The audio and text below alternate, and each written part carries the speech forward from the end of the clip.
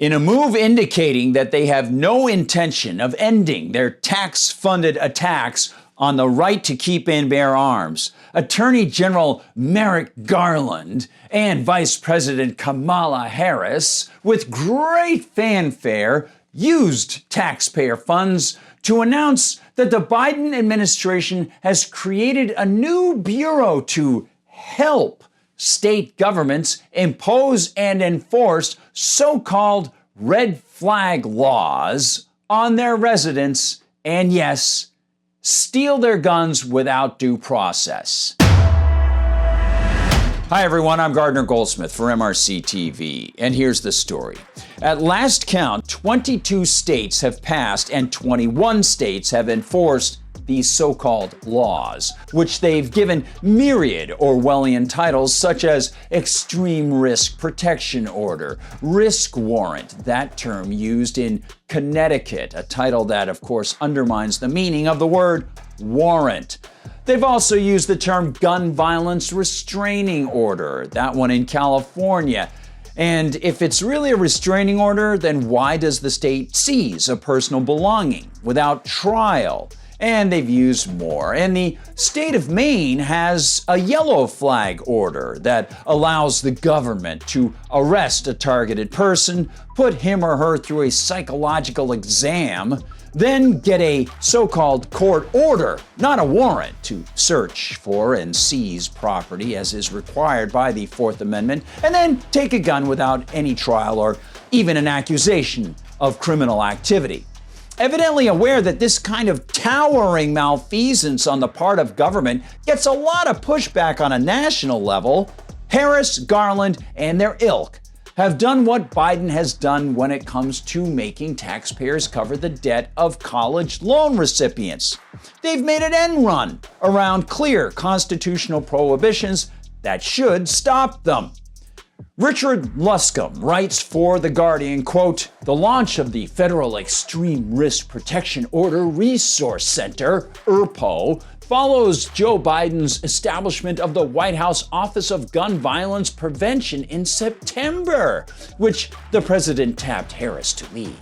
Operated through the Johns Hopkins Center for Gun Violence Solutions and paid for by a Justice Department grant, ERPO is designed to help state and local governments, law enforcement, and others, including behavioral health and social service providers, optimize the use of red flag laws," Harris said. Curiously, despite the fact that the Constitution contains no provision for the feds to give grants to colleges, and despite the clear wording of the Second Amendment stating that Congress shall make no law infringing the right to keep and bear arms, Luscombe also observes that this new office will provide training and technical assistance, including educational opportunities and workshops for a wide variety of stakeholders. How nice. We get to enjoy that stakeholder term again. It's the current rhetorical fave that tyrants use when trying to look inclusive, when attempting to make people believe that they're respecting individual rights while they attack individual rights and decide that you are not your own stakeholder with God-given rights. It seems a lot like a velvet glove around an iron fist of fascism.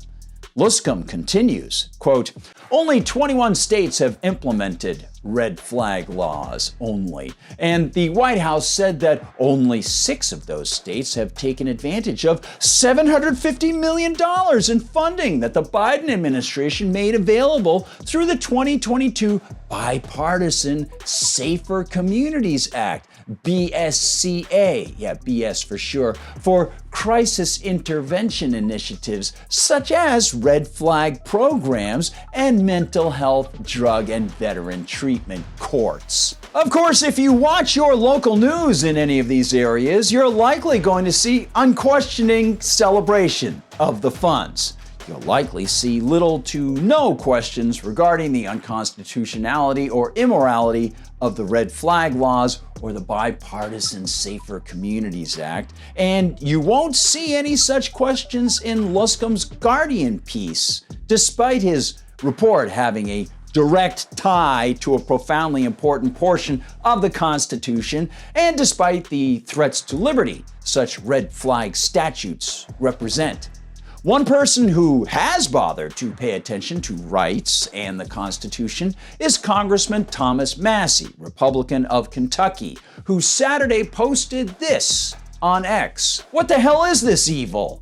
A federal red flag center. We did not authorize this. Announced, of course, just hours after the omnibus passes. And Massie also posted the fatuous self-congratulations Merrick Garland issued as part of his and Kamala's public relations blitz. That's the one in which he said, quote, "The launch of the National Extreme Risk Protection Order Resource Center will provide our partners across the country with valuable resources to keep firearms out of the hands of individuals who pose a threat to themselves or others. The establishment of the center is the latest example of the Justice Department's work to use every tool provided by the landmark Bipartisan Safer Communities Act to protect communities from gun violence." Since, of course, all political governments operate only by threatening people with violence if those people don't want to hand over their hard-earned cash, and since all government attempts to infringe on our right to keep and bear arms are enacted with the threat of government-held guns that are behind them, that kind of language from Garland is more than a bit hard to swallow. But it's worse than just the inverted morality here. It's bigger than the assumptive rhetoric and the fact that there's no enumerated power for this money shoveling or the feds to even open such an office. As I noted for MRC-TV, all so-called red flag statutes breach numerous portions of the Bill of Rights. How can a person be punished if he or she hasn't been accused of a crime or found guilty after due process? You know, this incredible attack on the Constitution and rights not only presents those questions, it already has seen terrible abuses. On November 5th, 2018, police in Anne Arundel County, Maryland, killed Ferndale resident Gary Willis shortly after 5 a.m. as they attacked his home under the unconstitutional and immoral auspices of executing, you got it, a red flag statute. And how can Americans stand against this affront and attack on their rights if reporters like Luscombe and others don't engage their critical faculties and ask how the government and how its behavior in any way comport with the oaths that these people take? How Harris and Garland and their cronies can take their oaths to protect and defend the U.S. Constitution and then completely turn their backs? Well, perhaps we can help spread the word. We can do a lot by repeating what Thomas Massie has done on X. We can get the information to our friends and loved ones and ask people to stand on principle and call these people to task. Thanks for watching, one and all. Please like and subscribe on Rumble, where they don't censor us, and please share this information far and wide as often as you can.